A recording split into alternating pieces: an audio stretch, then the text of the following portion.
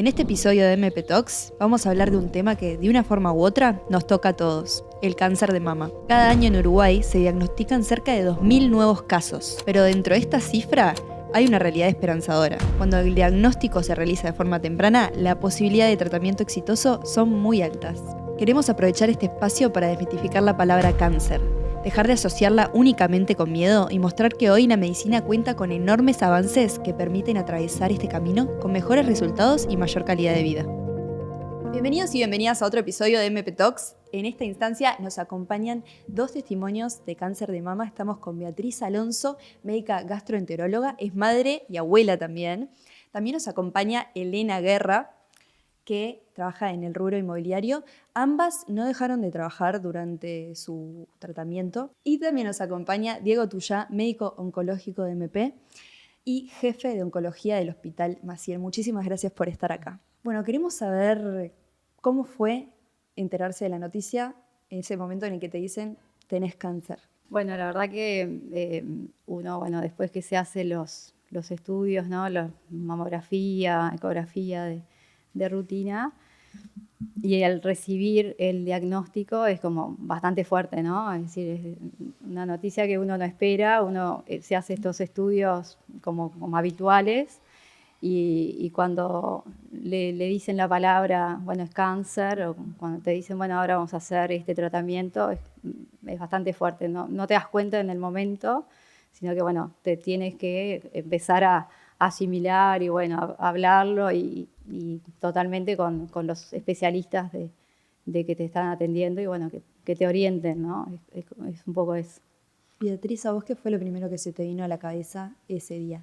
¿Cómo lo viviste? Sí, yo me acuerdo que yo andaba en moto en ese tiempo y oído estaba como en un control totalmente común y corriente. Y también me dijeron, bueno, hay que esperar porque vamos a hacer de vuelta otro estudio, no sé. Entonces ya ahí te empieza a picar la curiosidad que pasó. Y bueno, me acuerdo clarito que cuando me dijeron, porque yo insistí, porque me decía, vaya a su médico, y yo insistí, me pregunté si era cáncer y me dijeron, y es muy probable. Y yo sentí así como un pozo negro que se me abrió. Me acuerdo clarito, fue una cosa que... Y bueno, y me fui. Y me acuerdo que llegué y una cosa que hice, no sé, esas cosas que la mente te juega. Me acuerdo que yo estaba en ese momento con mi esposo que quería dejar de fumar y que no dejaba, y llegué y le dije, en resumen, tengo cáncer, prométeme que si me curo dejas de fumar. Cosas locas, ¿no? Porque es como que, no sé, no sos vos en ese momento cuando estás actuando todo eso. Pero así como pasó eso, es como que después me pasó con lo que vos decías cuando la palabra cáncer, después que pasé todo mi periodo de tratamiento, es como que le perdí tanto el miedo a la palabra, porque después que pasás y que enfrentás todo, de que sí es difícil, no, nadie va a decir que es fácil. Pero después que lo pasás es como, no sé, es como criar hijos, como lo que sea que hiciste, que dijiste, ¿cómo hice para hacer esto? Bueno, lo hice, y me sentí bien y acá estoy viva, estoy bien. Y bueno, y es así, son cosas que pasan y cada uno las toma como puede y acá estamos. Diego, ¿qué pasa en el consultorio cuando hay que transmitirle a un paciente o se dice tenés cáncer de mama? ¿Cómo se busca no apabullarlo de miedo a la paciente? Bueno, siempre nosotros intentamos, esto que estamos haciendo ahora en este momento, de tener esta conversación y demás, y que esto se haga público, es muy bueno porque una de las cosas que hay que hacer justamente es mitificar la palabra cáncer. Hoy se conoce una patología crónica, donde sobre todo el cáncer de mama en particular, la gran mayoría de las pacientes se curan. Entonces, cuando uno le dice a la paciente que tiene cáncer y que, bueno, que va a requerir un tratamiento, es bueno siempre en ese momento explicarles que tiene un tratamiento que puede ser efectivo y que la gran mayoría de pacientes les va bien, ¿no? Y que realmente es un camino con mucho esfuerzo y sacrificio, pero que se sale, ¿no? Como bien decían, es una experiencia más en la vida muy, muy escabrosa, pero sin lugar a dudas que se puede salir y que creo que a eso hay que apostar, ¿no? Y poner bien la zanahoria en ese sentido, ¿no? Que es algo que se pasa. ¿no? Tiene que transformarse en una gran anécdota, porque lo es, pero tiene que transformarse en eso, ¿no? En un hecho que se puede confrontar y superar, ¿no? Elena, ¿cómo tomó tu entorno cercano la noticia? Bueno, al principio yo no les quería, tengo 2 hijos, hoy tienen 20, 23, en su momento hace 6 años eran adolescentes y era difícil decirles, ¿no? Porque como bien decía Diego, decir la palabra cáncer, ya el entorno empieza, uy, pobre, uy, qué horrible, es como que equivale a cosas malas y bueno, entonces me costó mucho decirle a mis hijos, ¿sí? Bueno, a mi madre también, bastante mayor, y después, bueno, lo dije como cuando yo lo asimilé, fue como más fácil decirle a ellos y a todo mi entorno, es decir, bueno, estoy con él, pero tengo el tratamiento que voy a comenzar, entonces como que ahí ves como un proceso, ¿no? Entonces, bueno, vamos a comenzar con bueno, la operación, después lo que son los tratamientos, ¿no? En mi caso de quimioterapia, entonces lo ves como en un proceso y bueno, es eso, el paso a paso, ¿no? Es levantarte un día y decir, bueno, hoy tengo esto y mañana otro y un paso a paso, tampoco verlo como muy sí negro, como bien decía Beatriz, que al principio te da esa sensación y después como esto es alentador, los especialistas que te empiezan a decir que hay casos de éxito, de que, bueno, por supuesto hay que,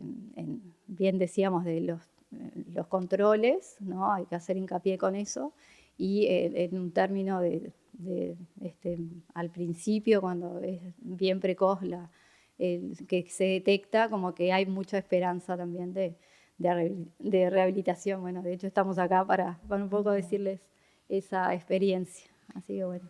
¿Cómo se lo tomó, bueno, en tu caso, Beatriz, tu familia? ¿Hubo alguien que te haya sorprendido su reacción o su apoyo? Sí, yo lo que pasa es que cuando lo conté como algo común. O sea, como te decía, fue en un momento muy, muy fuerte, pero como que enseguida salí a flote y lo tomé con mucha positividad y como no dudando de que iba a ir todo bien. Entonces, realmente cuando yo le conté a mi entorno, lo contaba normal. No, nunca dramaticé ni lloré. A ver, es como te digo, cada uno hace lo que puede. Y sé que muchas veces está bueno hacer un duelo, pero yo lo hice como al año. Porque todo el primer año fue como que yo lo tomé como, bueno, es mi proceso. Nunca me pregunté por qué a mí, no, jamás. Me tocó, se acabó. Hay que pasarlo, transitarlo y seguir adelante. Y recién como al año pude hacer un duelo yo de llorar realmente lo que había pasado. Pero como que en toda esa etapa en la cual tuve todo el tratamiento, siempre como que fui yo el apoyo de todos. Como que yo le decía, no, estoy bien, quédese tranquilo. Que yo me acuerdo que una amiga, como les contaba hoy, me llamaba de Estados Unidos, que es como una hermana para mí, y me decía, pero Beatriz, tenemos que nosotros apoyarte a vos y no a nosotros, y no vos a nosotros. Pero bueno, así fue como yo lo pude vivir. Y tuve fuerza y trabajé, hice todo, y me sentí en paz, realmente me sentía bien. Más allá de que cuando haces la quimioterapia te sentís mal, evidentemente, que sentís náuseas, malestares, pero emocionalmente yo estuve bien. Diego, ¿cuáles son los principales temores que tienen las pacientes cuando le das la noticia? Exacto.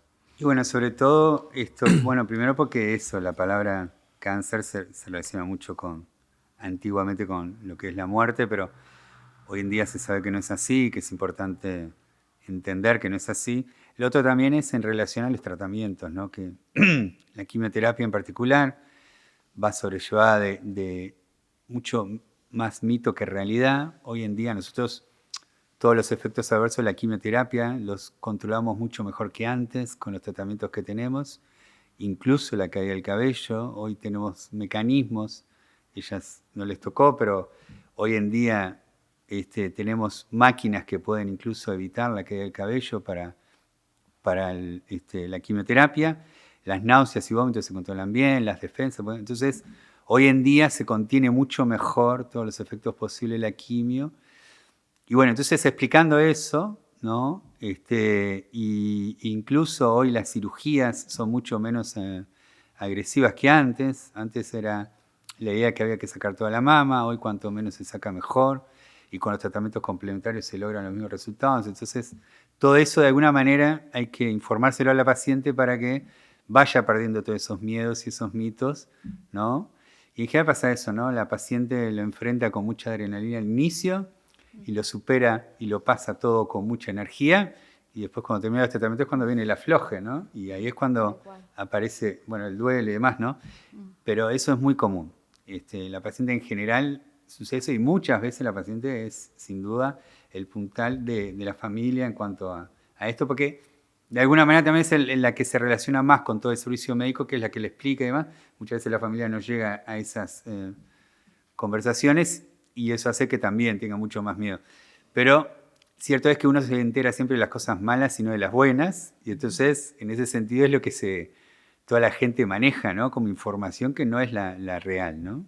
Recién mencionabas que ahora hay también herramientas para mitigar un poco la caída del pelo. ¿Cuáles son?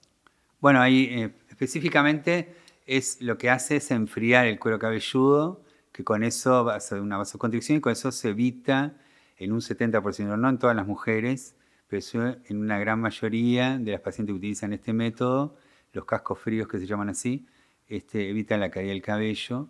Para las pacientes que se tratan por cáncer de mama en particular, no hay esa tecnología en todas las mutualistas, ni todos los, pero cierto es que hay una fundación que se llama Quimioterapia con Pelo, que se puede encontrar en las redes, y que también aportan y colaboran con el préstamo de los cascos fríos, y eso es muy útil. Y si no, hay otras mutualistas, algunas o seguros, que tienen para brindar el servicio también de los cascos fríos en particular. Chicas, ¿cómo vieron ustedes la caída del pelo?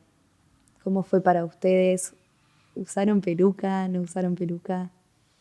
En mi caso, bueno, ahí cuando me vi pelada, que le pedí a una amiga peluquera que fuera a mi casa y me rapara a cero, ahí te ves enferma, ¿no? Te ves sin pelo, porque además son las pestañas, las cejas, es decir, vas perdiendo, quedas con otro color, entonces como que te ves muy enferma, es un momento muy feo, y es como que de una forma caes, como decía el doctor, es decir, al principio estás, no, me va a ir bien, no sé qué, pero después... Es como el momento de quiebre de la Es como enfermedad. te ves enferma, entonces decís, uy, qué feo. Entonces ahí de nuevo levantás un poco más energía y decís, bueno, yo tengo que salir, tengo que seguir con, obviamente de acuerdo a las actividades que uno hace, si hay compromisos hay que hacerlos, y bueno, ahí ver cuáles son las alternativas. Entonces, bueno, un gorrito, si es ver en invierno en tu casa, o turbantes, mucha gente usa.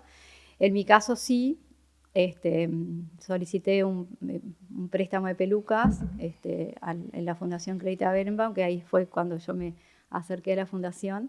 Y bueno, encantadísimas, es decir, son pelucas que la gente dona, o mismo la gente dona pelo, entonces hacen las pelucas, y bueno, eso es una bendición tenerlas, porque realmente te cambia, ¿no? Es decir, es otra forma de salir al mundo con el cabello. Hay gente que no se adapta, pero bueno, también es un tema de cómo te sientas tú, pero sí, te ves bien, ¿no? Y yo les comentaba antes, es decir, hay pelucas muy buenas, de muy buena calidad, hasta mejor del pelo de uno, entonces tú decís, bueno, te levanta mucho la autoestima, te hace sentir mejor, y bueno, yo creo que es muy positivo. ¿Vos, Beatriz? Hace 20 años no estaba la fundación con las pelucas. No, ni pelucas, ni cajitos, ni nada, no existía nada. Y sí, es cierto, lamentablemente el verte pelada fue para mí lo peor que me pasó en este periodo, porque te ven y la gente se impresiona realmente si te ve así. Entonces es incómodo andar, para mí fue muy incómodo andar peluca, pero bueno, era la manera de que no impresionara a las personas. Y apenas pude sacármela con el pelito muy cortito.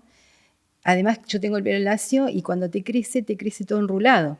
Entonces no era yo cuando me empezó a Qué duro. crecer, era como parecía una ovejita, ¿no? Yo llegaba, me acuerdo, a trabajar y me mojaba todo, porque se me alborotaba todo, como seguía de moto yo. Entonces me sacaba el casco y los pelos, bueno. Pero realmente es muy fuerte. Y sí, la peluca te ayuda a socializar y a no sentirte tan... Pero en mi casa, como decía ella, apenas llegaba me la sacaba, ¿no? Porque es incómodo andar todo el día. Nos contabas fuera de cámara que en tu caso fue con tu propio pelo que armaste la peluca. Sí. Mi papá había guardado de cuando me había cortado el pelo de chiquita y después en otro momento de adolescente. Y yo era muy rubia en ese tiempo. Y me quedó re linda la peluca porque era de mi pelo. Fue muy linda. Y después la pude compartir con otras personas. Después que yo la dejé de usar, la compartí también. Fue lindo. Y ahora están en la fundación también, donde atienden a personas que están perdiendo su cabello. También prestan pelucas y se puede donar también pelo. Sí, se puede, sí. Eso es muy lindo que yo les contaba que hay muchas chicas jóvenes que se cortan el cabello y lo donan para la fundación y que me parece bárbaro porque es como que se sienten bien colaborando y compartiendo algo suyo, ¿no? Es lindo. Diego, ¿cuáles son los diferentes tratamientos como quimioterapias? Hay varios tipos de quimioterapia, pastillas, contanos un poco. Sí, los tratamientos oncológicos, la patología cáncer de mama son muchas, no es una sola, y cada una de ellas tiene su tratamiento específico y hay muchos diferentes tipos de quimioterapia. También lo que tiene que ver, la cirugía puede variar, la radioterapia puede variar. Hoy tenemos terapias nuevas como son los anticuerpos monoclonales, la inmunoterapia, que colaboran con las terapias de quimioterapia, pero cada vez se intenta hacer más personalizado el tratamiento de acuerdo a las características más moleculares de la enfermedad y eso hace que los resultados sean mucho más exitosos y las toxicidades sean mucho menores, ¿no? Por lo cual es muy relativo a cada paciente en particular, porque también no es solo la enfermedad, sino las características del paciente y de su enfermedad para definir cuál es el mejor tratamiento, ¿no? Quería preguntarles también a las personas que ustedes atienden en la fundación, que hablan por teléfono con ellas. No atendemos. No, perdón. Apoyamos. Apoyamos, perdón, sí. Cuando hablan con esas personas de manera telefónica, quería preguntarles por las personas del interior, si además de la enfermedad, ¿cuáles son los problemas que manifiestan? Mucha gente del interior, es decir, que se acerca a la fundación, ya sea llamando a los teléfonos o mismo en el clínicas, que es donde reciben también muchos de ellos los tratamientos. Y bueno, sí, el desplazamiento, el tener que venir, hay veces en lugares en el interior que no cuentan justamente con los tratamientos. Entonces, bueno, eso de tener que venir y tener que quedarse también en Montevideo. Hay lugares, por ejemplo, el Hogar La Campana, que es donde se pueden quedar también, además pacientes y además familiares.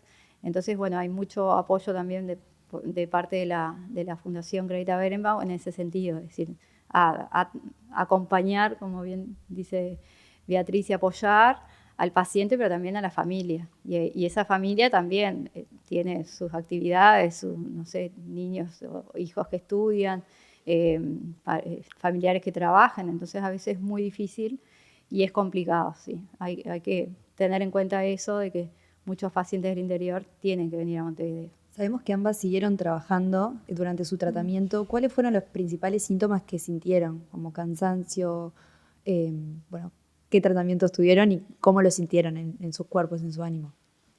Sí, bueno, evidentemente que cuando me hice la cirugía, ahí tuve unos días, pero no fue mucho porque a mí, como vos decías, no me sacaron la mama y fue un cuarto de mama, una cuadrantectomía. Y me recuperé fácil de eso, o sea, fue poquitos días, ahí sí tuve unos días de internación, pero bien. De internación no, perdón, de licencia médica. De internación fue una noche nomás. Y luego, cuando me sentí peor fue cuando hice la quimioterapia, que ahí sí tenía mucha náusea, no llegué a tener vómitos, pero sí, te sentís como que te vas cansando, y en la cuarta, hice 4 dosis nomás. Y en la cuarta, ahí sí tuve unos 20 días de licencia porque estaba como muy cansada, pero después se me pasó ese sentimiento así de náusea de los olores, que no soportaba olores.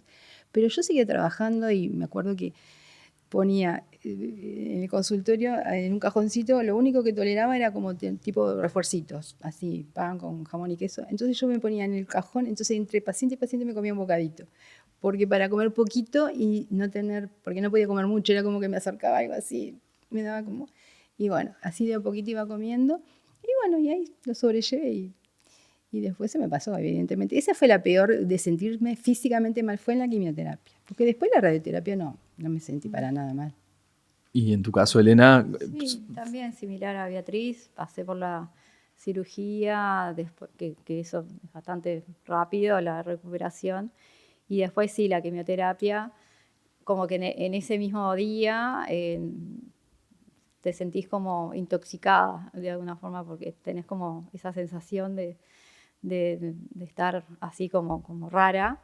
Y después, bueno, los efectos, yo los sentía al segundo día como que sí, más cansada. Digo, sí, te sentís. Y bueno, eso, pierdes un poco el olfato, el gusto, cambiás los hábitos, claramente de alimentación, porque no sé, si tomabas mate, dejás de tomar mate, es decir, tenés algunos cambios que notas. y ahí te armás más o menos la rutina sabiendo que el segundo día vas a estar un poco más cansada. Claro, sí, ahí hay que jugar con el almanaque, ¿no?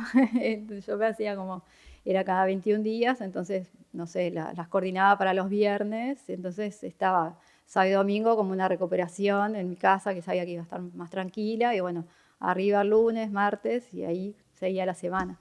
Y bueno, sí, eso, como decía Beatriz, en la quimio es donde tenés un poco más los efectos. Depende también la medicación, y en la última sentís como un poco más, porque claramente tenés los efectos de las primeras, ¿no? Entonces como que tenés. Después la radioterapia, si bien es bastante tedioso porque tenés que ir todos los días de lunes a viernes a hacerte, en mi caso fueron 32 sesiones, entonces estás con eso, tengo que ir a la... Se te modifica la rutina. Yo me había puesto, tipo, dame la primera hora de la mañana, entonces, tipo, 8 de la mañana estaba haciendo, son 10 minutos, nada, demorás más en cambiarte la ropa, y después ya te quedás libre. Pero bueno, y justo era verano, me quise saltear, como tomarme vacaciones, me dijeron, no, no señora, me dejaron libre Navidad y fin de año, pero bueno, hay que hacerlo, así que bueno. Diego, las pacientes por lo general prefieren tomarse un descanso del trabajo o seguir la actividad. ¿Hay alguna recomendación puntual o es muy subjetivo? No, es muy subjetivo. Nosotros recomendamos que la paciente haga lo que ella quiera. Todo depende del trabajo, ¿no? Hay trabajos que requieren de mayor, yo qué sé, que tiene, por ejemplo, mucho contacto con gente, que o son docentes o trabajan con público de fuera. Por ahí es más complejo porque uno de los posibles efectos de eso es que le bajan las defensas, entonces estar en contacto, sobre todo en invierno, con mucha gente no es lo más recomendable. Pero cierto es que muchas veces el trabajo ayuda a sobrepasar la situación, ¿no? Porque tampoco sirve estar en casa sin hacer las cosas cotidianas que de alguna manera te distraen y te mantienen en otra sintonía que no es siempre el tratamiento de la enfermedad. Entonces, la recomendación es muy abierta. Es, bueno, si tú querés, nosotros te firmamos lo que necesites para estar de licencia, y si no, podés trabajar y siempre en el momento que te sientas mal licenciarte. O sea, la idea es un poco de buscar un equilibrio entre lo que tiene que ver con que se sienta tranquila, que no tiene por qué tener la obligación de trabajar, pero por otro lado, que tampoco tenga esa carga de, no voy a trabajar y me siento en casa sola con la enfermedad, etcétera, etcétera, ¿no? Un poco ya como para ir cerrando la entrevista. ¿Qué has aprendido, Diego, más allá de lo clínico como oncólogo en esas visitas, o sea, estando en contacto con el paciente, con las pacientes? Bueno, ya que vamos a terminar, primero decir, que nos parece fundamental el apoyo y el trabajo que hacen los grupos como la Fundación Berman, como otras tantas que existen en el país, porque realmente generan una diferencia en relación a lo que tiene que ver con la asistencia del paciente en su vivir, que tienen que pasar por los tratamientos y demás. Siempre es bueno que el paciente tenga una relación con alguien que ya pasó esa situación, eso le da... Sí. mucho más rapidez de entender que es una situación que realmente, ¿no? Es con un gran esfuerzo, pero que se pasa, ¿no? Eso es fundamental. Realmente hay muchas necesidades que no están cubiertas por el sistema sanitario, que los grupos de colaboración, como la Fundación Berema, logran contener esas situaciones, ¿no? Y uno lo que aprende es que somos todos distintos, ¿no? Y que como bien ellas dijeron, ellas manifestaron sus experiencias, cada uno vive la experiencia en forma distinta, cada uno lo vive en forma distinta, cada uno lo comprende y lo acepta y lo madura en forma distinta, y eso hace que, bueno, que cada paciente sea distinto en todo, ¿no? No solo en lo que uno cuando lo que habla, sino hasta en los tratamientos se cambian, se diferencian, simplemente porque somos todos distintos, ¿no? Entonces, es muy importante la personalización de la medicina, eso de MP es una de sus características, porque realmente debe ser así, ¿no? Todos somos, no somos patologías ni órganos, sino somos personas que tenemos millones de cosas que nos hacen únicos, ¿no? Y eso es lo que el médico y el equipo sanitario tiene que tomar en cuenta como para efectivizar el mejor tratamiento y seguimiento de cada paciente, ¿no? Lina y Beatriz, si mañana reciben en el teléfono de la fundación alguna mujer que acaba de recibir el diagnóstico de cáncer de mama, ¿qué le querrían decir? ¿O simplemente escuchan? ¿Cómo es esa ida y vuelta? Bueno, como el doctor decía, también tenés que adaptarte a las necesidades de cada persona. No a todos le decís lo mismo, porque hay personas que necesitan solo ser escuchadas. En algún momento, evidentemente, les das apoyo, pero hay otros que necesitan mucho apoyo. Y como decía el doctor, muchas personas que piden, porque nosotros no solo apoyamos a personas con cáncer de mama, sino a diferentes cánceres. Entonces, las personas que a veces necesitan el apoyo específicamente de alguien que haya pasado por su cáncer, que transiten su misma patología. Y sirve muchísimo, muchísimo. Y realmente nosotros, cuando estamos compartiendo esas cosas, esas experiencias vividas, nos enriquecemos mucho porque le estamos dando mucho ánimo a la persona, le damos de repente tips de cosas que puedes hacer simples, que a veces, como vos decías, a mí, por ejemplo, yo me acuerdo de que cuando en algún momento recibí alguna medicación que me daba algún efecto secundario, no me lo avisaban. Entonces yo me acuerdo que una vez me empecé con un dolor de hueso, una cosa espantosa, y nadie me había avisado que me iba a dar ese efecto secundario. Y entonces me acuerdo que un amigo mío que era enfermero me dijo, tenés que tomar tal cosa antes de... Y ahí se acabó el tema. Y era tan fácil. Y no me lo habían dicho. Entonces, muchísimas veces cuando compartís pequeñas experiencias, es muy enriquecedor para ellos y para nosotros que podemos hacer un bien. Diego, ¿qué significa la frase superar el cáncer? Y bueno, nosotros lo que decíamos, ¿no? El cáncer es una enfermedad crónica que si bien es como otras patologías crónicas, ¿no? Como la hipertensión, la diabetes, que son patologías crónicas que uno las trata, las cura, pero debe hacer algún seguimiento, ¿no? Superar el cáncer es eso, ¿no? Lograr llegar a la etapa de seguimiento, que la enfermedad se controle. Muchas veces los pacientes hacen tratamientos crónicos por el cáncer y bueno, pero superan el cáncer, ¿no? Pueden tener su vida habitual haciendo el tratamiento que tengan que hacer o el seguimiento que tengan que hacer, pero la vida continúa, ¿no? Y hoy el éxito de los tratamientos logra eso, que nosotros podamos, a través de la alternancia de tratamientos, lograr que la vida continúe, ¿no? Y yo creo que eso es lo más importante, ¿no? O sea, no tan ser exitista de que, bueno, todo se cura, no, pero a veces se puede convivir con la enfermedad y poder mantener la vida normal o dentro de las posibilidades de cada uno, pero lo más normal posible, ¿no? Chicas, si tuviesen que usar una palabra para expresar su experiencia, ¿qué dirían?